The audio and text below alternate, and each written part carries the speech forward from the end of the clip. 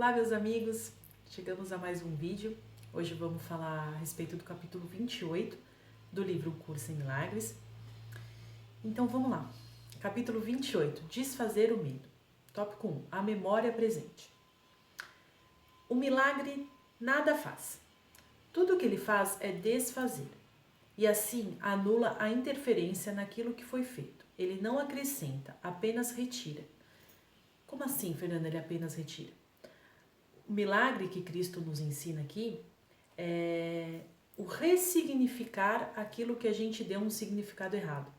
Então, é mais ou menos assim, é a gente silenciar a voz do ego, escutar a voz da nossa centelha divina, porque ela vai mostrar o significado certo daquilo, e aí o como é com ela, a gente não precisa se preocupar, porque a partir do momento que a gente deixa essa voz, a gente opta por escutar a nossa mente certa, todo o resto, tudo que precisa ser feito, tudo que precisa ser criado, vai acontecer. As situações nós vamos ser colocados em situações que a gente vai ter a oportunidade de ressignificar aquilo que a gente tinha dado um significado, dado um valor, julgado de uma forma errada. Então esse é um milagre.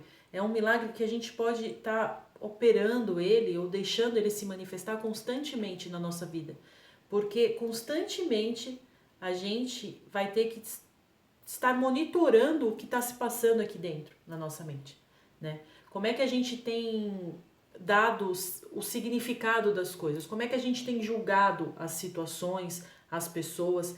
Então o milagre é você ressignificar uma situação que antes você julgou errado, você permitir pensar da forma correta, você permitir, é o que a gente falou nos capítulos anteriores, assumir que errou e deixar que isso aconteça de uma forma certa, da maneira que a nossa centelha tem para que isso aconteça. Não do jeito que a gente acha que deve acontecer ou da forma como a gente acha que deve ocorrer as situações, né? Para que esse perdão aconteça. Não, é a centelha que vai colocar as situações, ela que vai remanejar isso e ela vai retirar de nós essa ilusão, essa forma errada, né, desse julgamento. Então esse é o milagre. Esse mundo acabou há muito tempo. Os pensamentos que o fizeram já não estão mais na mente que os pensou e os amou por um breve período de tempo. O milagre apenas mostra que o passado se foi, e o que se foi verdadeiramente não tem efeitos. Além dele ter já ido, ele não nos deixa efeitos nem consequências se a gente permitir que isso se vá, né? Se a gente não ficar segurando esse passado ilusório, as coisas andam, né? As coisas caminham de uma forma totalmente diferente. Todos os efeitos da culpa já não estão mais aqui, pois a culpa terminou. Com a sua passagem, foram-se também as suas consequências deixadas sem uma causa. Não aconteceu. Por que irias prender-te a ela na memória se não desejasses os seus efeitos? Se eu quero mudar a minha vida, se eu quero mudar as minhas realizações, as minhas concretizações, por que eu vou ficar segurando a memória de um passado que já não existe mais? Porque enquanto eu seguro essa memória desse passado, é esse passado que eu vou estar manifestando no meu presente. O lembrar é tão seletivo quanto a percepção, sendo o tempo passado da percepção. Eu lembro de uma percepção antiga, dá para entender mais ou menos? Eu trago para o meu presente, através da minha memória, né, dessa memória, né, o que eu estou colocando nessa memória, eu trago lembranças de uma percepção errada, que foi criada lá atrás, e eu não estou deixando isso ir embora, eu não estou deixando isso se ressignificar, porque eu fico alimentando isso na minha memória, no meu presente. O Espírito Santo, de fato, pode fazer uso da memória, pois o próprio Deus está lá. Entretanto, essa não é uma memória de eventos passados, mas apenas de um estado presente. Então, olha aqui como a gente já vai dar um outro significado para o que de fato é a memória. Não é ficar indo lá atrás em situações que nos magoaram, que nos fizeram sofrer, e ficar remoendo e revivendo isso, ou ficar guardando na memória o que aquele cara te fez lá atrás. Não, isso eu não esqueço, né? Olha do que a gente vem se completando, pessoal, né? Do que a gente vem, qual alimento a gente tem dado para nossa mente? O que a gente está do que estamos constituindo a nossa mente? Com essas memórias de um passado que já nem existe mais, com uma forma errada de julgar as situações, de ver a nossa verdade, de reconhecer a nossa verdade, né? Então ele fala aqui, está habituado há tanto tempo a acreditar que a memória guarda apenas o que é passado, que é difícil para ti compreender que ela é uma habilidade capaz de lembrar o agora. Quando eu falo assim, Centelha, eu não faço ideia do que eu tenho guardado na minha memória. Eu reconheço que eu tenho guardado tudo errado e eu quero guardar o certo. Vem a memória verdadeira, que ela foi mantida por nós, que é a memória de quem somos num eterno, de quem somos agora, de quem somos ontem, de quem somos amanhã. Nós somos o filho desse Deus e essa memória ela é mantida para a gente despertar isso no instante agora, porque a nossa essa memória ela é eterna. A gente se reconectar com quem somos de verdade é um presente eterno, sabe? Um estado de presente eterno. Eu não sei se eu estou conseguindo colocar isso com palavras. Vamos continuar aqui, daí eu vou me reformulando melhor aqui. Não existe nenhum elo da memória com o passado, tá? Não existe. Não precisa existir, é a gente que fica alimentando isso. Se quiseres que haja, então há, né? Se a gente opta por ficar remoendo o passado, ok, é uma escolha nossa. Mas apenas o teu desejo fez o elo. A nossa intenção só que fez esse elo, tá? Não existe uma obrigação que nos ligue com esse passado novamente.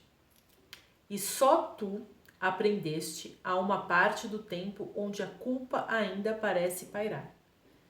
Então, por ainda não nos reconhecermos, não usarmos da nossa memória certa, que tem a única função de nos lembrarmos quem somos de verdade, a gente nos culpa, e esse sentimento de culpa, lembra que eu falo nos vídeos, pessoal, é uma culpa que a gente nem sabe que tem, quer dizer, quem não percorre, né? Quem não escolheu percorrer, não faz ideia do que seja isso, mas é uma culpa de uma dúvida que a gente colocou lá atrás, né? De questionamentos que a gente fez lá atrás, que nada mais é que a falta de nos reconhecer como filho de Deus, de nos reconhecer como irmãos uns dos outros. No próximo capítulo, no capítulo 29, tem uma frase muito especial que eu separei para falar com vocês, que vai fazer mais sentido no que eu estou falando aqui agora.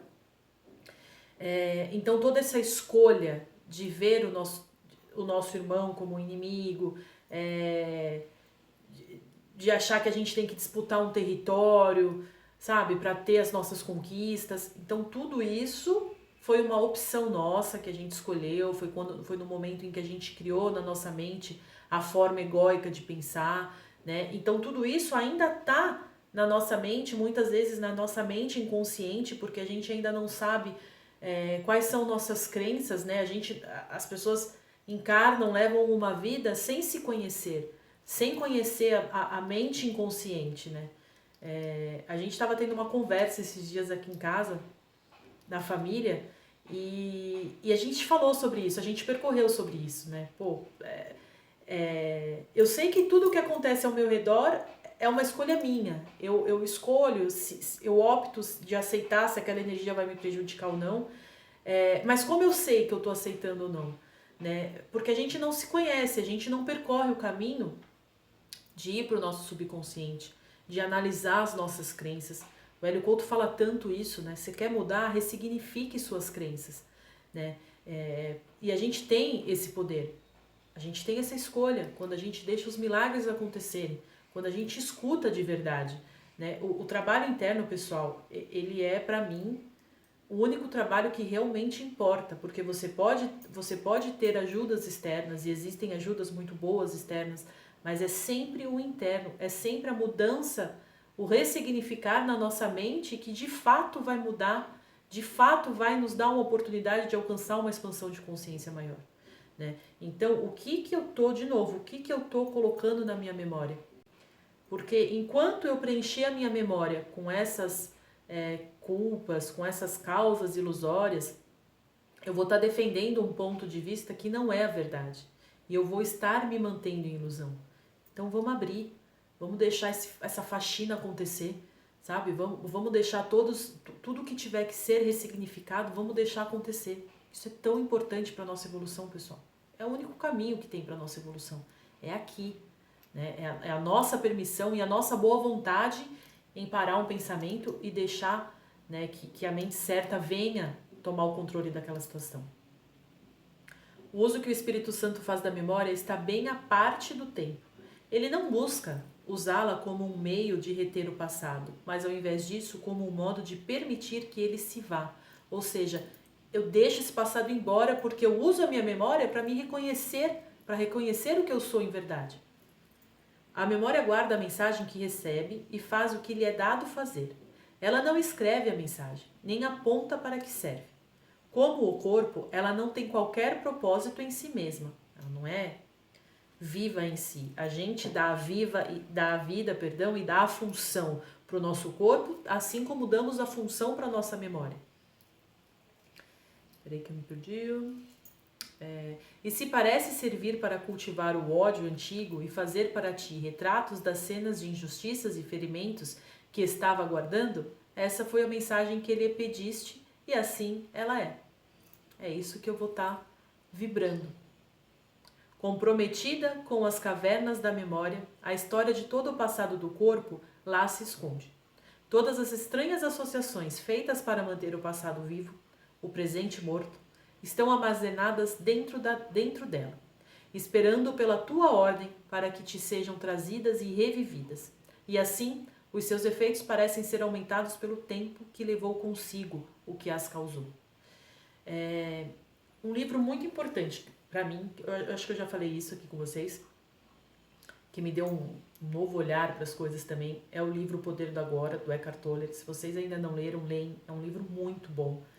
E ele fala justamente disso, né? Da importância da gente se manter na mente presente. Por quê, pessoal? Porque senão a gente tá pedindo essas referências.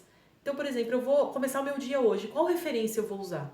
Eu vou usar da referência que a minha memória verdadeira traz, que é o significado do que eu sou em verdade, ou eu vou usar daquilo que eu armazenei por tanto tempo na minha memória, desse passado que eu estou mantendo ele vivo, porque eu não deixo ele ir embora. Outro ponto aqui, ó, porque eu não solto. Né? Muitas pessoas têm dúvida, pô, o que é o soltar? Ó, eu não solto, eu não deixo essa forma errada de pensar e ir embora. Eu mantenho todas essas aflições, todas essas todos os meus medos, a minha necessidade que eu tenho de defender o meu território, de atacar, de ver o outro como um inimigo, de defender um pedaço daquilo para não ficar sem, né? Porque a gente tem a ideia de que quando a gente compartilha, a gente fica sem. Então, é tudo isso daqui, ó, que eu tô mantendo na memória, que é o meu sistema de crenças também, né? A gente pode aqui colocar. E aí eu não solto isso. Eu não tô na minha mente presente. Eu tô aqui, ó, num passado, né? Então a gente fala, a gente vive o medo do passado, a ansiedade de um futuro. Só que o meu medo nessa minha mente passada, eu estou projetando para o meu futuro, o que eu estou pensando? Né? O nosso futuro a gente cria agora, nesse presente. E se o meu presente está cheio do passado, o que eu vou criar no meu futuro? Mais passado. Vocês entendem? Não sei se acho que essa forma é uma forma bem simples de colocar, que eu acho que dá para entender. Então vamos usar da nossa memória para a gente relembrar aqui e agora quem somos. Que essa é a função da memória. Né? É para isso que serve. E a centelha divina está aqui para isso. Né? Ela faz parte disso. Se a gente deixar a nossa centelha constituir a nossa memória e não essas crenças negativas, a gente vai conseguir se colocar no momento presente e ver que nesse instante, agora, aqui, tá tudo bem. Entendeu? É isso que a gente tem que fortalecer e colocar esse sentimento em cada instante da nossa vida, porque isso vai nos aproximar do que somos em verdade. No entanto, o tempo não é senão uma outra fase do que nada faz. Ele trabalha de mãos dadas com todos os outros atributos com os quais buscas manter oculta a verdade acerca de ti mesmo. Né? Eu uso o tempo para me alimentar de memórias erradas ou criar aflições de um futuro que eu temo. Né? Eu estou usando errado até o tempo, a gente não entende o que e a gente usa de forma errada. O tempo não leva nada embora, nem é capaz de restaurar. Ele não tem poder também. O que eu vou fazer com esse tempo também é uma opção nossa. E, no entanto, fazes um estranho uso dele, como se o passado tivesse causado o presente, que não é senão uma consequência na qual não se pode fazer mudança alguma, posto que a sua causa se foi. Então a gente acha que esse passado é uma imposição, aconteceu. Eu não tenho poder sobre mudar isso. É como se a gente falasse assim, olha, eu não consigo perdoar ou soltar essa situação porque ela me fez sofrer e eu tô presa nesse sofrimento. É como se a gente não reconhece que o estar preso a esse sofrimento tá aqui, é uma opção nossa.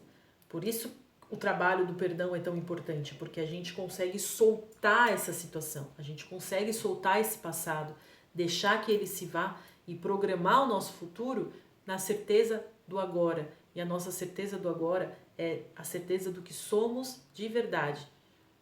Nós somos criados, pessoal, por Deus, e Deus não cria nada para que sofra, para que passe por limitações. Não. Então, o nosso reconhecimento do que somos de verdade depende do que a gente tem colocado na nossa memória, do que a gente tem escolhido pôr na nossa memória.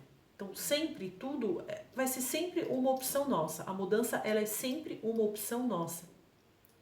Quando as antigas memórias de ódio aparecem, lembra-te de que a sua causa se foi, já foi. A gente já percorreu as escolhas erradas, a gente já percorreu o caminho errado, acabou. Agora o nosso trabalho é só ressignificar tudo novamente, para a gente poder nos reconectar com a nossa frequência, a frequência da qual fomos criados. Ela é nossa. E assim não podes compreender para que serve.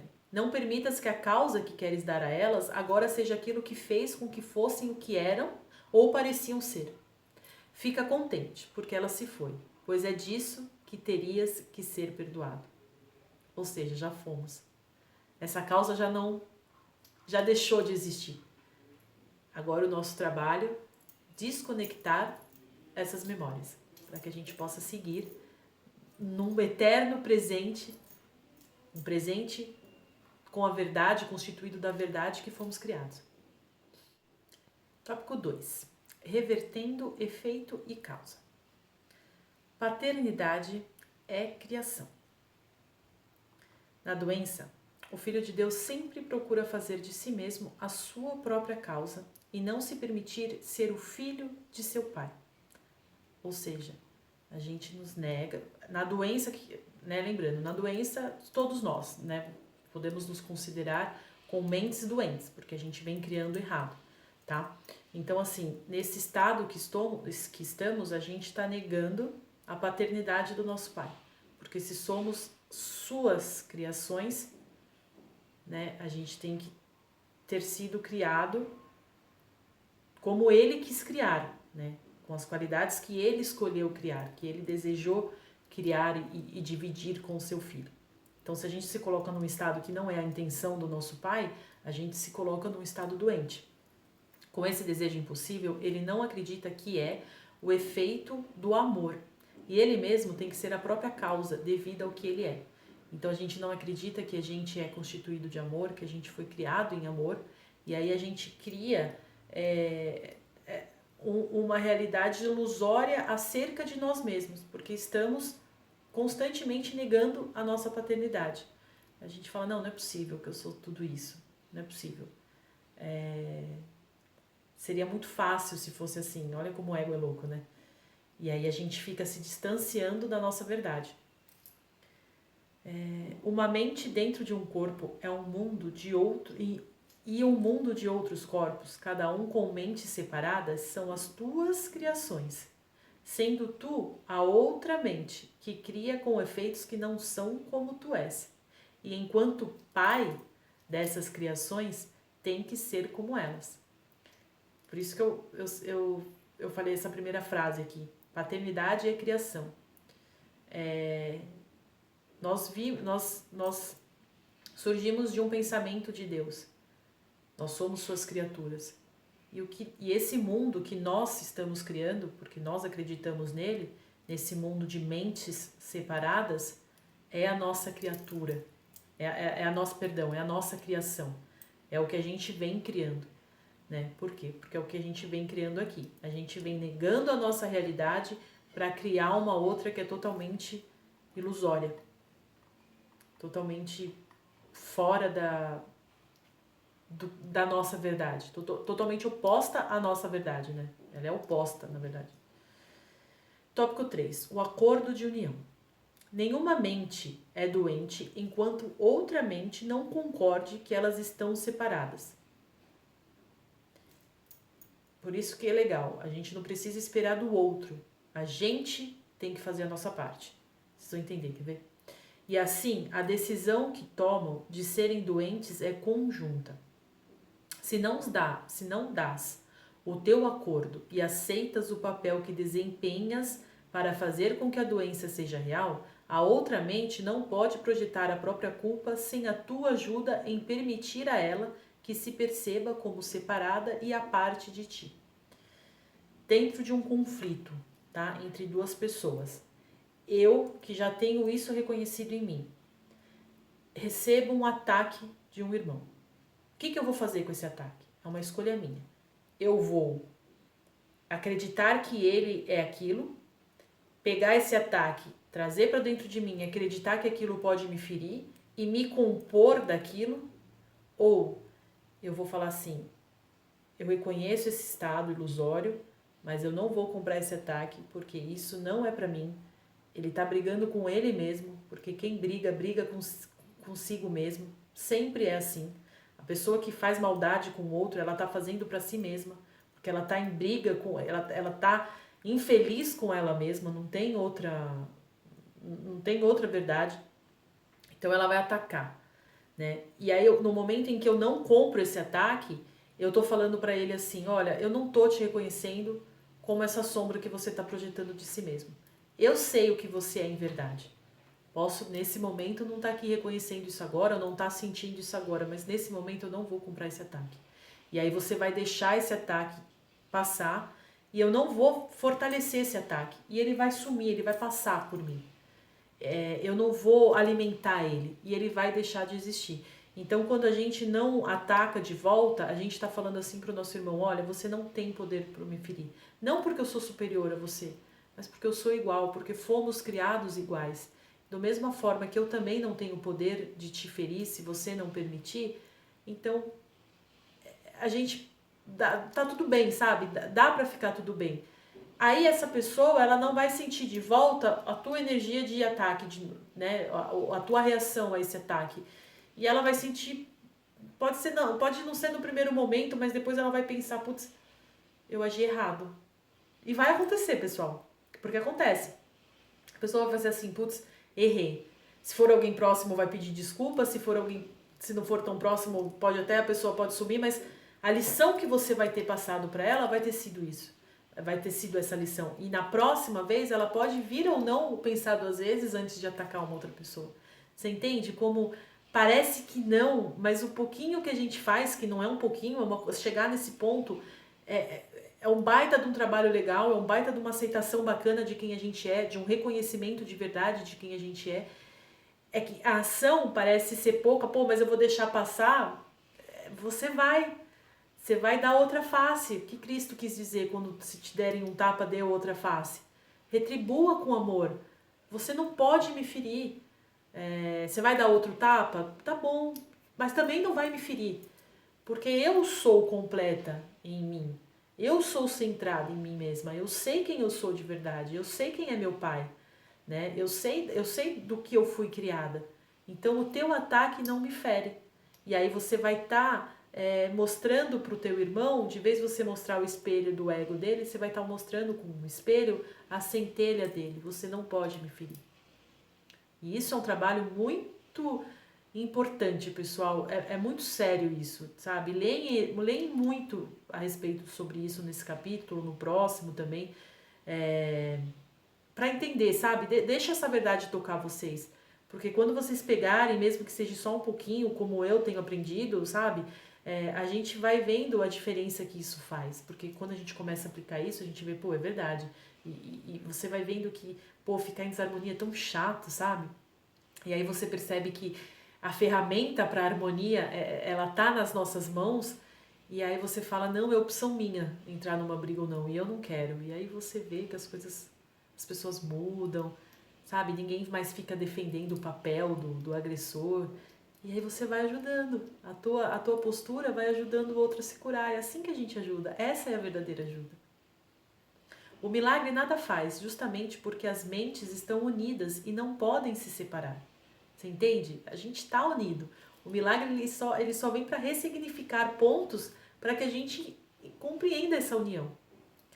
Entretanto, no sonho, na nossa ilusão, isso foi revertido e mentes separadas são vistas como corpos, que são separados e não podem unir-se.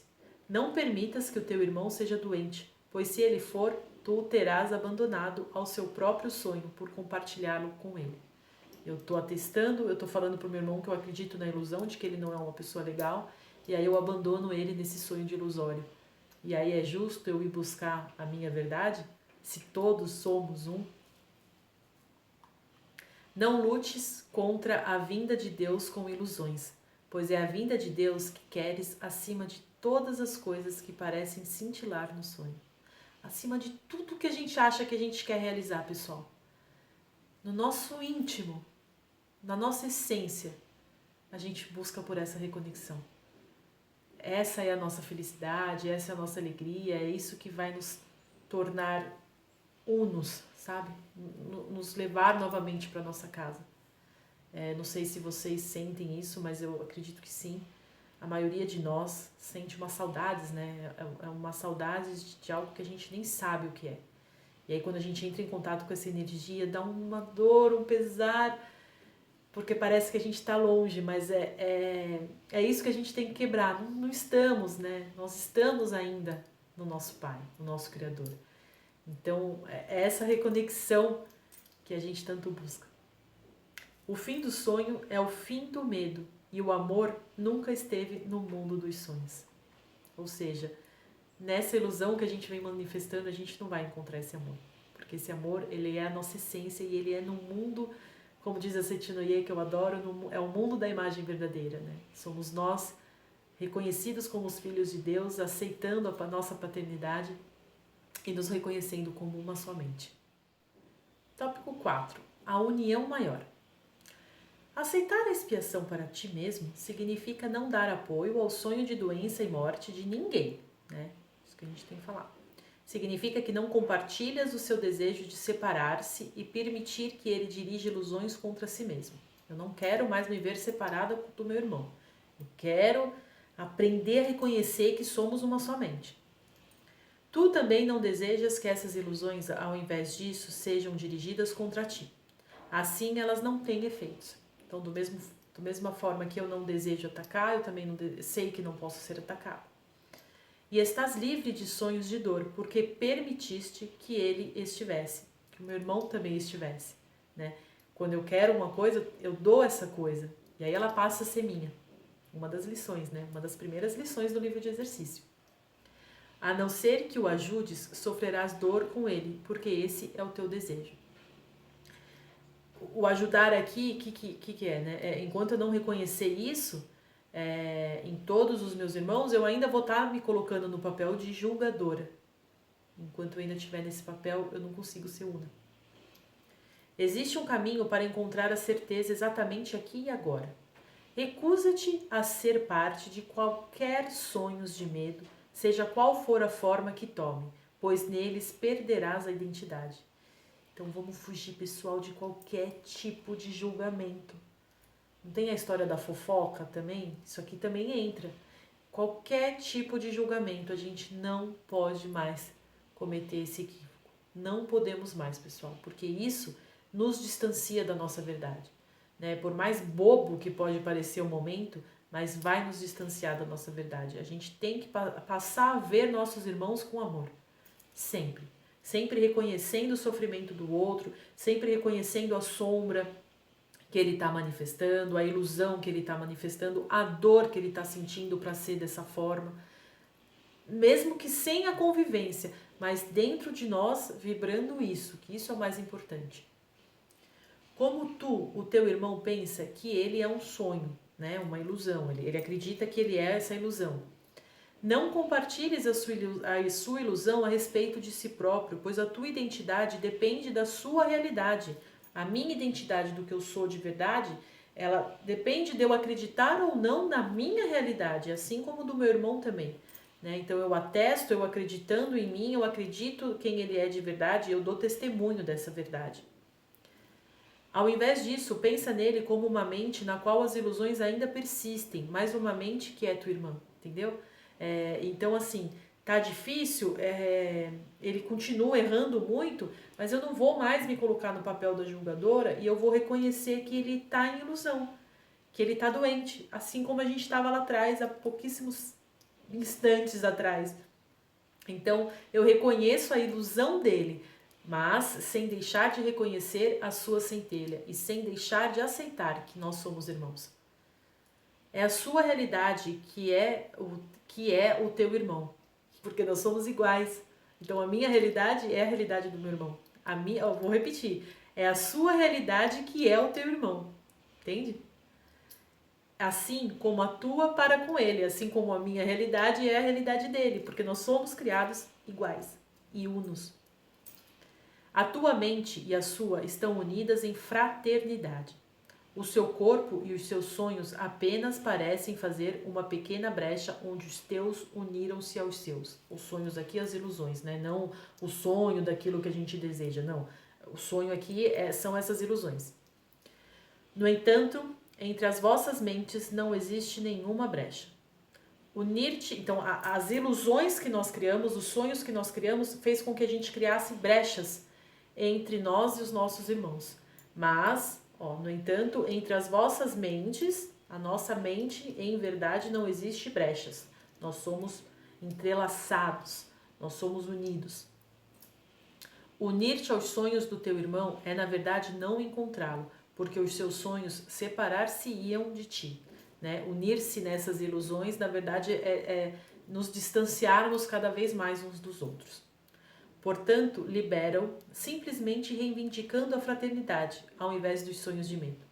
Permite que ele reconheçam que ele é, não dando apoio às ilusões do teu irmão por meio da tua fé, pois se o fizeres, terás fé nas tuas. A fé nas ilusões. Com fé nas tuas ilusões, ele não será liberado e tu és mantido em cativeiro, preso aos seus sonhos. E sonhos de medo, assombração, a pequena brecha habitada apenas por ilusões que tu apoiaste na mente do teu irmão. Quando eu julgo, eu dou valor para as ilusões dele, eu me coloco como num estado ilusório também. Aí a gente cria essas situações e a gente vivencia. Essas situações parecem ser a nossa verdade. Fica certo de que se fizeres a tua parte, ele fará a sua, pois ele se unirá a ti aonde tu estás. Não chames por ele para que venha encontrar-te na brecha que está entre vós, nesse espaço de ilusão. Ou terás que acreditar que a brecha é a tua realidade, bem como a sua. Não podes fazer a parte do teu irmão, mas é isso o que fazes quando te tornas uma figura passiva.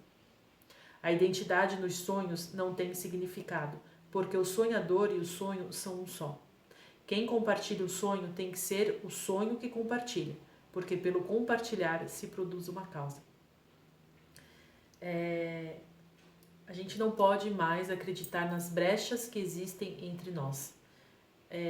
Os meus problemas, eu culpo você, você me culpa, a gente discute, a gente cria situações de inimizades. Essas são brechas que a gente cria entre nós, né? Quando eu não atesto o teu estado ilusório, eu também certifico o meu estado em verdade. Eu acredito que eu sou filha de Deus, eu acredito que você é filha de Deus, e aí eu vou diminuindo o espaço dessa brecha.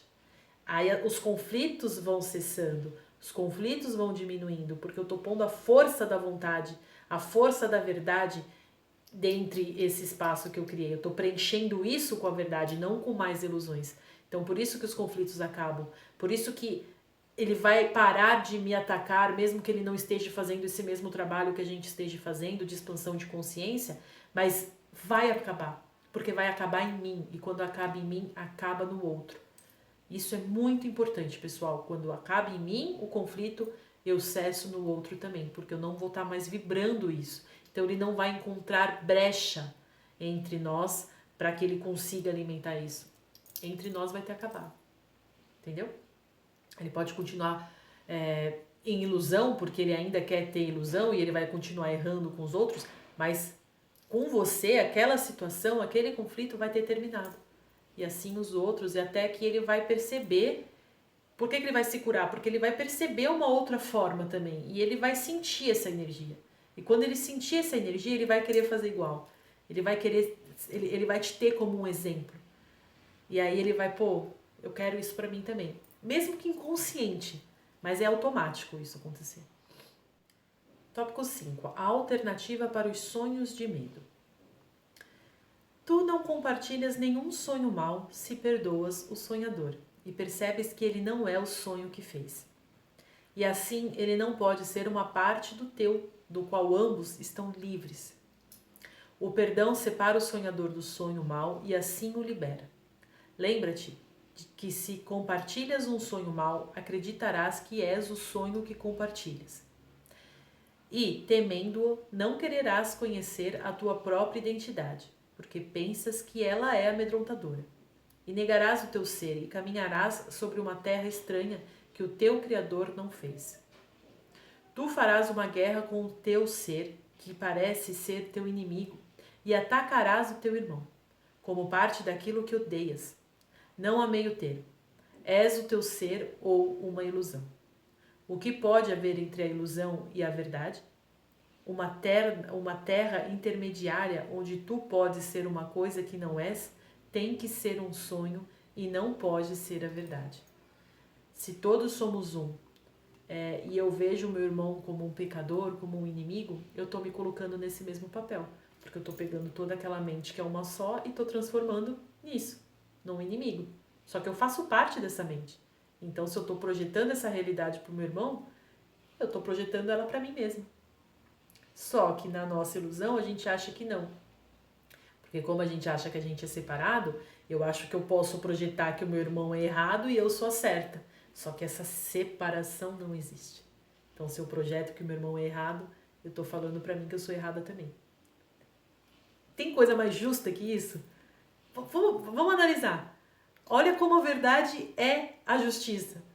O que eu acredito que eu sou, eu acredito que o meu irmão também é. E o que eu acredito que o meu irmão é, eu acredito que eu sou. Porque somos todos um. E isso é uma verdade, não tem como fugir disso. O querer fugir disso e o querer ver de outra forma nos trouxe aqui, nos fez criar tudo isso e nos mantém nessa ilusão. Eu não quero mais ficar nessa ilusão, pessoal. Eu tenho certeza que vocês também não. E esse livro, assim como tantas outras fontes, nos dão ferramentas maravilhosas para a gente começar a startar agora o que a gente precisa startar. Existe algo que Deus tenha criado para ser doente? E que pode existir que ele não... E o que pode existir que ele não tenha criado? Se tudo que existe foi Deus que criou, não deixes que os teus olhos contemplem um sonho, que os teus ouvidos testemunhem uma ilusão. Será que Deus, sendo puro amor, iria realmente criar criaturas, criar seus filhos e permitir que eles sofressem? Será que isso traria prazer para Deus? Criar conflitos, ver seus filhos em guerras, inimigos uns dos outros? Tópico 6. Os votos secretos. O corpo representa a brecha entre a pequena parte da mente que chamas de tua e todo o resto do que é realmente teu. Tu o odeias, no entanto, pensas que ele é o teu ser e que sem ele o teu ser pertencia. A gente é muito enraizado na ideia de que somos um corpo, porque a gente se vê assim. Então isso fortalece a ideia errada que a gente tem de que estamos separados, né? De que somos cada um pedaço separado, né? Sendo que na verdade somos uma unicamente, né? Temos personalidades diferentes, experiências individuais diferentes, mas somos constituídos dentro de um plano maior, não sei, né? Eu acho que a gente não tem elementos ainda para entender tanto nos detalhes, mas fazemos partes de uma somente. Somos unidos nesse entrelaçamento. Tópico 7. A Arca da Segurança. Deus nada pede, e o seu Filho, assim como ele, nada precisa pedir, pois nele não existe nenhuma falta. Um espaço vazio, uma pequena brecha, seria uma falta. E é somente lá que ele poderia querer alguma coisa que não tem. Um espaço onde Deus não está, uma brecha entre o Pai e o Filho, não é a vontade de nenhum dos dois, que prometeram ser um só. A promessa de Deus é uma promessa a si mesmo, e não existe ninguém que possa ser infiel ao que é vontade de Deus como parte do que Ele é. A promessa de que não existe nenhuma brecha entre Ele e o que Ele é não pode ser falsa. Que vontade pode intervir entre o que é necessariamente uno e em cuja integridade não pode haver nenhuma brecha? A bela relação que mantens com todos os teus irmãos é uma parte de ti mesmo, porque é uma parte do próprio Deus. Então, pessoal, mais uma vez, Deus não criou ninguém para sofrer, nem para ser inimigo, nem para se dar mal, nem para brigar. Ele nos criou uno. E quando a gente reconhecer isso, começa a nascer na gente um amor fraterno por todos. Aquele exemplo que Cristo nos deixou de fraternidade tão lindo, isso é nossa herança. A gente pode ser assim. A gente pode se reconhecer assim e começar a buscar aonde que está esse ser em mim, porque eu sei que eu sou isso. Cristo veio como um exemplo para que a gente siga. E se ele veio como esse exemplo, é porque nós somos capazes. A centelha é uma em cada um de nós. Então, vamos parar agora com esse conceito de que somos separados. E deixar o milagre acontecendo, né? Não vai ser da noite pro dia que a gente vai virar uma centelha aqui manifestada, mas a nossa intenção, ela já nasceu em cada um de nós. E se vocês prestarem atenção, vocês já estão recebendo muito insights dessa mudança. Então, pessoal, vamos nos fazer com os elementos que somos constituídos em verdade, porque esse amor existe em nós, existe em mim, existe em vocês, existe no vizinho, existe em todos nós. Nós somos unos. E esse amor, nossa, a hora que a gente se unir nisso, a gente vai viver essa fraternidade e isso vai ser incrível. Então vamos começar agora esse trabalho, porque cabe a nós a escolha de começar e deixar que isso aconteça. Vamos nos ressignificar. Muito obrigada, pessoal.